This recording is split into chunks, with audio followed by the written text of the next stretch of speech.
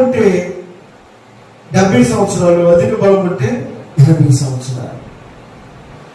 నీటి బుడగ వంటి ఈ జీవానికి మనం ఎన్నో మెరుగులు దిద్దుతూ ఉంటాము, ఎన్నో కాపాడుకోవడానికి మన ప్రయత్నాలు చేస్తూ ఉంటాము.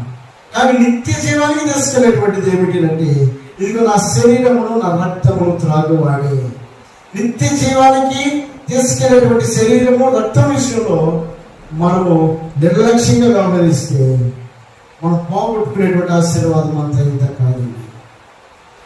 ఒకవేళ ఇక్కడ ఉన్నటువంటి ఈ జీవాన్ని ఒక నిర్లక్ష్యం పెడితే మహా అయితే 70 సంవత్సరాలు పని అని చెప్పడానికి ఒక ఆ తర్వాత మన జీవితము నిత్య జీవానికి వెళ్ళడానికి ఏమాత్రం కూడా అవకాశము లేదు.